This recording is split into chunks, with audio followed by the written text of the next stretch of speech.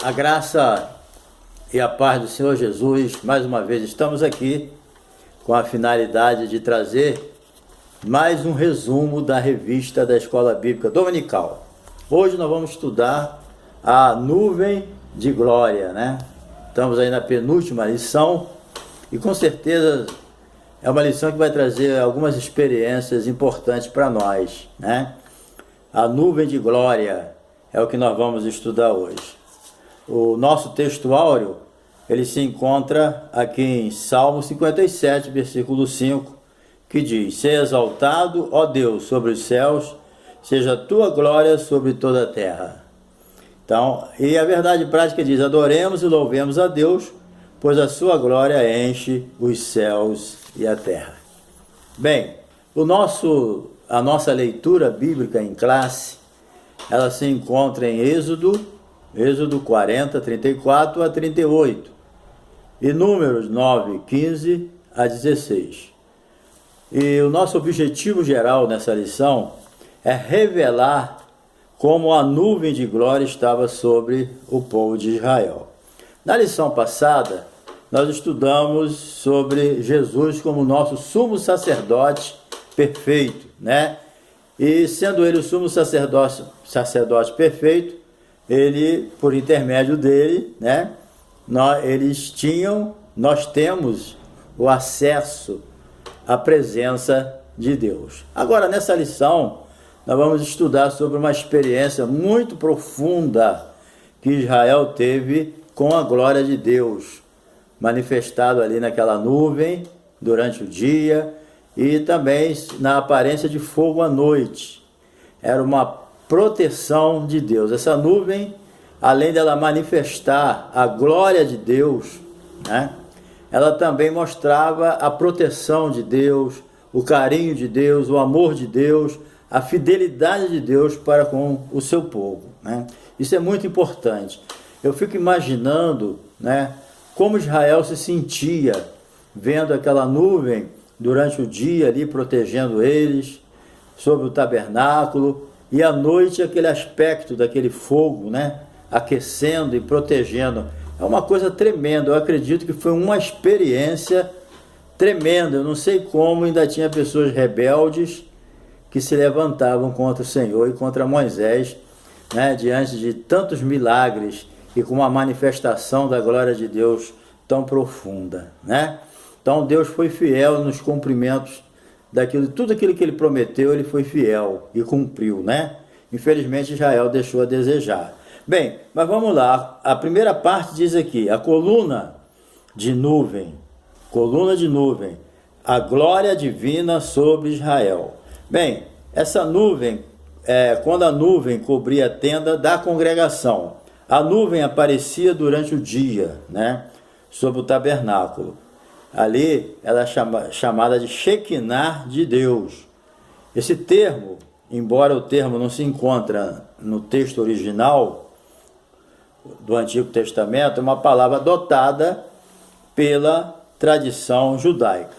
Os sábios eles evitavam a palavra kabod, porque significava glória, por causa da sua sacralidade, porque numa certa ocasião os filhos de Eli foram à guerra com a arca e morreram, né? E a arca foi roubada pelos filisteus. Então, quando veio a notícia de que a arca tinha sido roubada e que os filhos de Eli tinham sido mortos e a guerra tinha sido perdida, Eli morreu, quebrou o pescoço, e a sua nora, quando soube na notícia, ela usou essa palavra, kabod, quer dizer, foi-se a glória. Então eles não aceitam que a glória foi, né? Mas foi uma palavra dela porque tinha levado a arca. Então eles evitam usar essa palavra. Então eles usavam Shekinah, ok? Então, assim, Shekinah, assim, segundo o sentido aramaico, descreve as manifestações visíveis da glória de Deus. Então, quando está se falando em Shekinah aqui, está se falando das manifestações da glória de Deus de forma visível para nós. Agora, no tópico 2, a glória de sua presença. A ideia que o povo tinha de Israel era que a nuvem morava no santuário, né? Então, a nuvem sobre o tabernáculo revelava que o Altíssimo encontrava-se de modo especial no santuário. Bem, na verdade, a nuvem, ela protegia todas as tribos de Israel, né? Ela não estava ali só sobre o tabernáculo, mas o tabernáculo era considerado um lugar onde Deus morava, era o símbolo da presença de Deus. Era ali, né, no Santo dos Santos, onde Deus habitava, era um símbolo muito importante, né? Assim como Deus, ele é onipresente, está em todos os lugares, né? Mas hoje ele habita na igreja, né? Ele tem um lugar da morada dele, mas o trono dele é no céu, né? Então, a ideia que eles tinham era essa. Então, essa nuvem, ela mostrava o quê? A intimidade que Deus queria ter com o povo.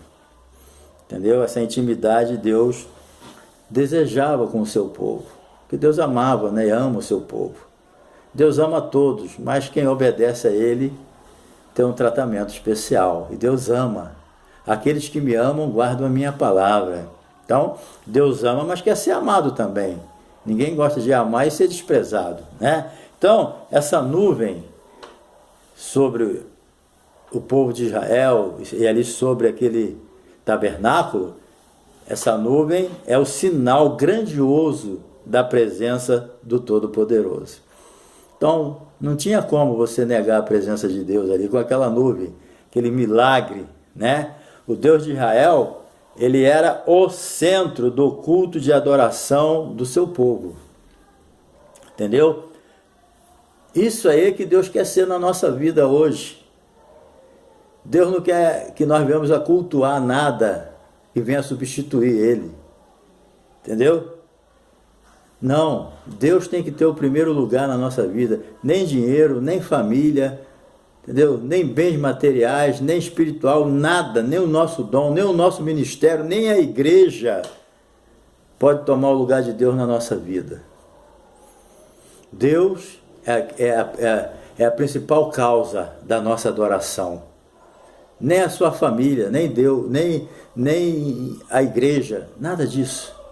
O primeiro lugar na nossa vida, o primeiro culto prestado é a Deus.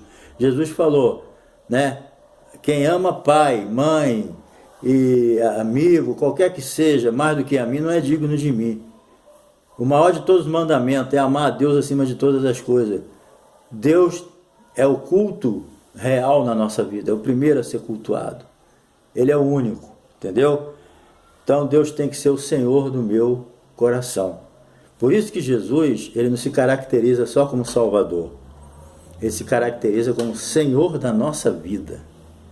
Tem gente que só conhece Jesus como Salvador, mas ele tem que ser Senhor da nossa vida, entendeu? Bem, partindo para o tópico 3, para a parte 3 do tópico 1, a glória no hebraico e no aramaico. Então, a palavra glória, ela é uma das mais ricas e diversas no contexto linguístico do Antigo Testamento. É só encontrado pelo menos 8 termos para designá-la, tanto no aramaico quanto no hebraico. Agora, a designação aí é de acordo com o contexto, entendeu?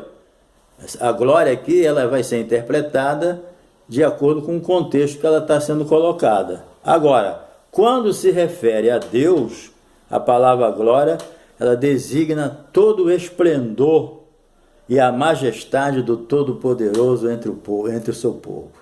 Quando se fala a glória de Deus se manifestou, está falando do seu resplendor, da sua majestade, da sua soberania sobre a nossa vida. Entendeu? Entre nós, a glória de Deus se manifesta entre nós. Quando Jesus fez aquele primeiro milagre do transformando água em vinho, a Bíblia diz que ali Jesus, iniciando seus milagres, ele manifestou a sua glória. Que maravilha, né? Então Jesus já estava ali. Quem vê a mim, vê o Pai, né? Então, querido, nessa lição a ser aprendida aqui é que a aprovação divina quanto ao nosso ministério é necessário e imprescindível. Por quê? Porque sem a aprovação de Deus, nós não vamos a lugar nenhum. A aprovação de Deus ao nosso ministério, aquilo que a gente faz para Ele, é a principal causa. como nós sabemos a aprovação de Deus? É quando Ele está presente naquilo que a gente faz. Eis que estou convosco todos os dias, até a consumação do século. A presença de Deus na nossa vida é uma aprovação daquilo que Ele está aceitando das nossas mãos, entendeu? Então, no estudo da nuvem de glória, percebemos que claramente que Deus deseja operar no meio do seu povo, e Ele ainda confirma e promove a sua obra. Isso é a parte de Deus. Quando Ele está presente, Ele se agrada daquilo que a gente faz, Ele confirma e promove. É Deus que exalta, entendeu? Deus faz a promoção dele. Ele disse uma vez para Josué: vou começar a te exaltar agora diante do povo. Ele manifestou a glória dele e começou a exaltar Josué, porque Josué estava sendo fiel, obediente àquilo que ele estava mandando fazer. Então é Deus que exalta. Não adianta a gente querer se exaltar, a gente querer aparecer, porque quem exalta a gente é Deus. Mas Ele sabe humilhar também, né? Então a gente tem que tomar esse cuidado. Vamos ver aqui, a Shekinah, o tópico 2, a Shekinah, que esteve presente nas peregrinações de Israel. Então, número 1, a glória permanente de Deus. Havia a promessa de Deus para a descendência de Abraão. Então Deus prometeu a Abraão tudo aquilo que aconteceu. E Deus foi fiel no seu cumprimento. Desde que o povo saiu com Jacó, através de José, para o Egito, Deus tem cuidado do seu povo. Quando tirou do Egito, né? Deus sempre teve um carinho de cumprir toda a sua palavra que Ele prometeu a Abraão. Então Deus é uma pessoa fiel. O que Ele fala, Ele cumpre. Entendeu? Então Ele cumpriu a sua promessa, guiou o povo pelo meio do Mar Vermelho, derrotando o faraó e seus cavaleiros. Ali a nuvem do Senhor trouxe trevas e embaraço aos perseguidores de Israel, que eram os egípcios, entendeu? Então, a nuvem trouxe trevas e embaraço para quem? Para os perseguidores. Então, aquilo que é bênção para nós é maldição para os inimigos, entendeu? Porque a horrenda coisa é cair na mão do Deus vivo. As pessoas não têm noção do que é eles serem inimigos de Deus. A Bíblia é clara, Deus é amor, lógico que é, mas Deus também é fogo consumidor. Deus foi amor para o povo de Israel e foi fogo consumidor para os egípcios. Horrenda coisa é cair na mão do Deus vivo. Então, a nuvem, ela conduzia Israel às suas peregrinações, eles eram guiados. Paulo escreveu aqui algo inspirado pelo Espírito Santo, em 1 Coríntios 10, 1 e 2, ele diz: ora, irmãos, não quero que ignoreis que os nossos pais estiveram todos debaixo da nuvem, e todos passaram pelo mar, e todos foram batizados na nuvem e no mar. Então, todos estiveram debaixo da nuvem. Acabou. Entendeu? O que significa todos estiveram debaixo da nuvem e foram batizados em Moisés? A proteção de Deus. A proteção de Deus foi permanente. É por isso que a Bíblia diz: Deus é fiel. Embora a gente seja infiel, Deus permanece fiel. Israel foi infiel, mas Deus permaneceu fiel. Entendeu? Manteve a proteção. Deus não retirou um minuto a nuvem de dia e nem retirou o fogo à noite. O povo era protegido de dia e protegido de noite. Que maravilha, né? Eu fico imaginando as nações olhando aquele fogo à noite sobre Israel. O que eles não pensavam?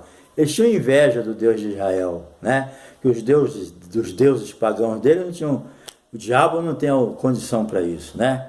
Bem, Deus nos montes e Deus nos desertos. Então, quando Moisés ele subiu ao monte, ele entrou no meio da nuvem, certo? E no deserto, Deus sempre guiou Israel através da nuvem, certo? Quando Moisés recebeu as instruções, recebeu no monte. Mas Deus também mantinha a sua proteção enquanto o povo marchava no deserto. Então o nosso Deus é Deus do deserto, mas é Deus dos montes também. Deus está conosco nos bons momentos, mas Ele também está nos maus momentos. Muitas vezes a gente, nos maus momentos da nossa vida, É uma hora que o diabo aproveita para dizer que Deus abandonou a gente, que Deus não está com a gente. Há esses momentos difíceis na nossa vida, são os desertos que nós passamos. Mas nós podemos observar aqui, metaforicamente, que é no deserto que acontecem os grandes milagres na nossa vida. Às vezes, onde nós não queremos estar, é justamente onde Deus preparou para fazer grandes milagres na nossa vida, nos dar grandes revelações. Se você está passando um deserto na sua vida agora, presta atenção, é o momento de Deus te revelar muita coisa, é o momento de Deus te ensinar, é o momento de Deus te orientar, é o momento de Deus fazer milagre. Fica ligado que Deus vai fazer milagre se você estiver passando no deserto. Porque lá no monte é bom, quando a gente está na bonança, estamos numa boa, pouca coisa acontece, nós só temos o prazer de estar bem, feliz.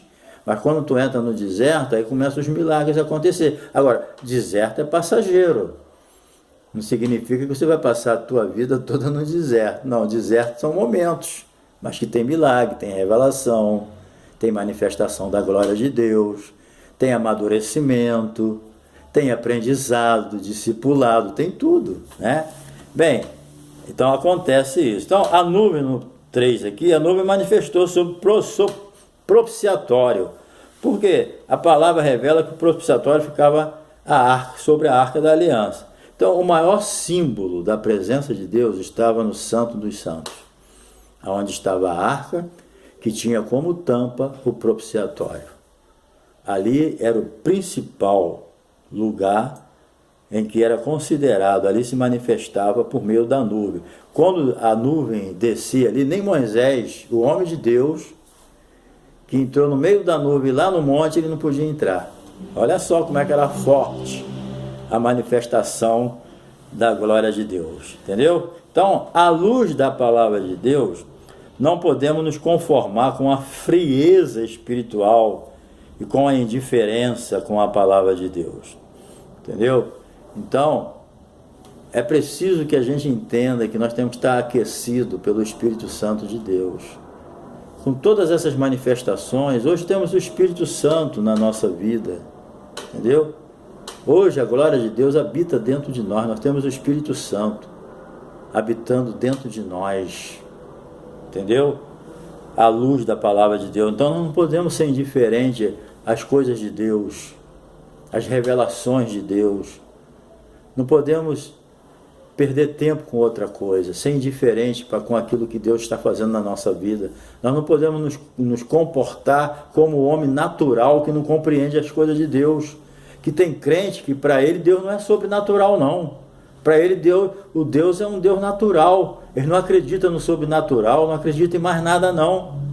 Segue aquela rotina, entendeu? Não, gente, Deus é um Deus sobrenatural. E ele pode operar milagre a qualquer momento. O Deus da igreja primitiva não mudou não, é o mesmo ontem, hoje e eternamente. E esses sinais seguirão os que crerem. Nós não temos motivo para ser frio. Às vezes ficamos, mas não há motivo bíblico para isso. Porque agora a glória não está externa, não. Hoje nós somos templo do Espírito Santo de Deus. Deus habita não na nuvem, mas na gente. Entendeu? Então, ora, diferentemente daquela época, hoje podemos entrar no lugar santíssimo. Ninguém podia entrar no lugar santíssimo, a não ser o sumo sacerdote, uma vez no ano, fazendo a expiação por si e depois pelo povo.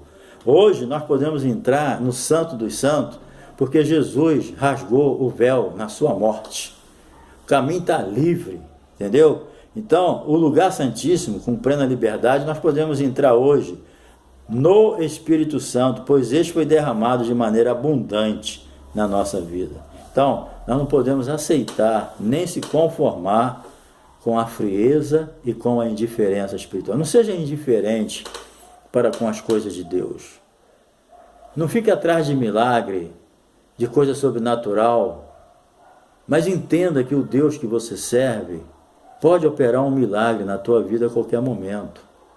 Viva na expectativa de um milagre. Quem tem Deus tem que viver na expectativa de um milagre, porque o nosso Deus sempre está fazendo um milagre. Entendeu? Bem, vamos aqui para a última parte do terceiro tópico. Algumas lições para hoje. Nós vamos ver agora algumas lições para hoje. Primeiro, a nuvem sobre o tabernáculo não era uma nuvem comum. entendeu? Deus usa as coisas visíveis para ensinar verdades espirituais, entendeu? Aquela nuvem era especial, não era uma nuvem comum, entendeu?